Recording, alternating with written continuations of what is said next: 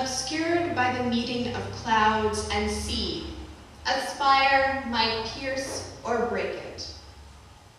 Wings slide past each other, opening and closing the space between. A chin rests in the palm, angled towards it, or a window.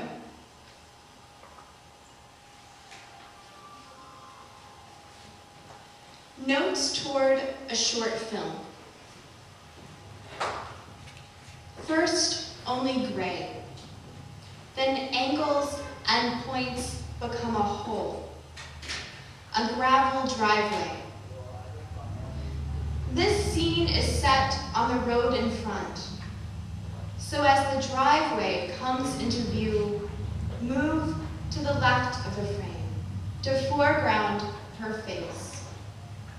No, just the eyes and above. What she would like, to be living every scene at once. The conversation should be on the balcony, but the camera is inside the room. We witness it only through the glass panes of the door, the lighting crisp, the sky as if about to crack. We are not watching faces, but his shirt flaps glowing. He looks away from the camera and over the balcony railing. Though facing him, she will tell him without ever looking up. But maybe this is a silent film, and all that could be told will be spoken by her hand as it repetitively traces the inside of her forearm. Maybe we see only her fingers. What he doesn't know. The window is open. If she were to speak, what I want to know is, how much have I made up? What is real in the real of you? If I said cleave, I meant flung, the parabola, the pronunciation of. When I said this is a note to be taped to the underside of your elbow, I meant knee, or maybe shin, or maybe I forgot who I was talking to. When I said, here, take this, it's a piece of me, and you held out your hands as if waiting for a box, did you know the offer was the piece?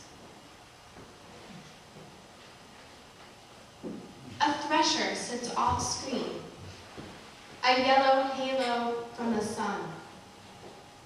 They make gestures in its direction, but never at it. They never see it. Later, in a field, the camera films only their outlines. Its real interest is the bent and matted blades of grass their footsteps leave behind. Her hair blows across the lens. Even the accidentals will remain. This itself was unexpected.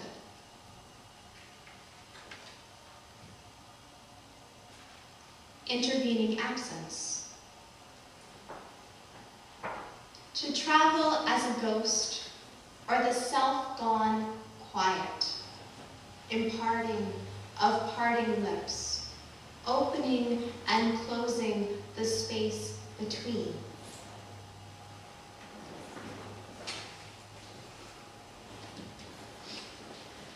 Winter came.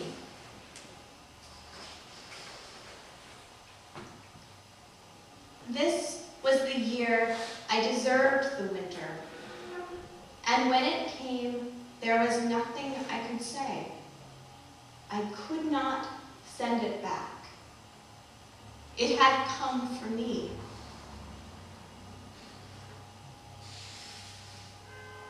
The pipes below the street burst. The locks froze. In the dark, as it seemed always, men huddled deeper into entryways, building blankets from plastic and rags. It was my fault. The winter was mine. One night, I was awakened by the building breaking. The ceiling collapsed. The roof opened to reveal the sky yawning back at me, echoing my escapist sleep.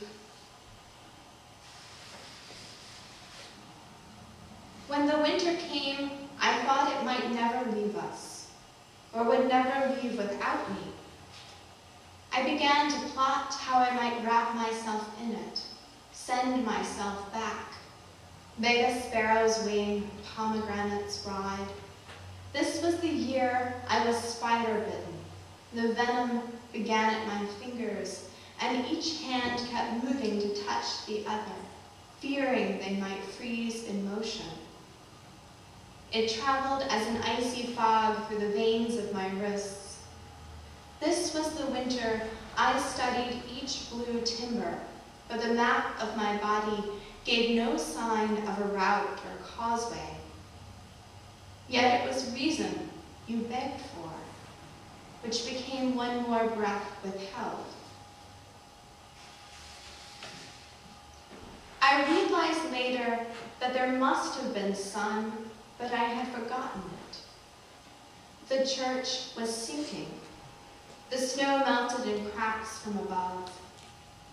I tried to will my lungs not to move, my heart to lie still, warm under layers.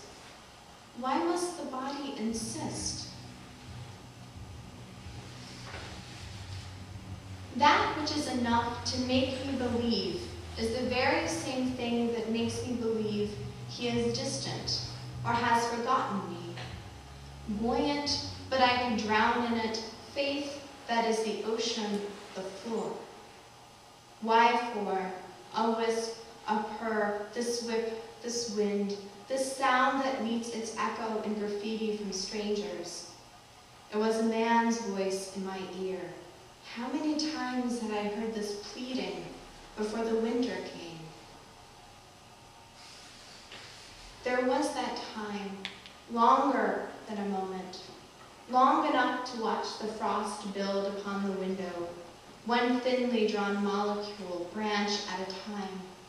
That night when we couldn't tell whether it was the train or the wind we were hearing, and it was both, and we were in bed and I wanted to tell you. I opened my mouth to tell you, and you were asleep. So I waited some more in the winter, my winter, and off and on, one of us was sleeping. In the end, this cold glass waiting for us.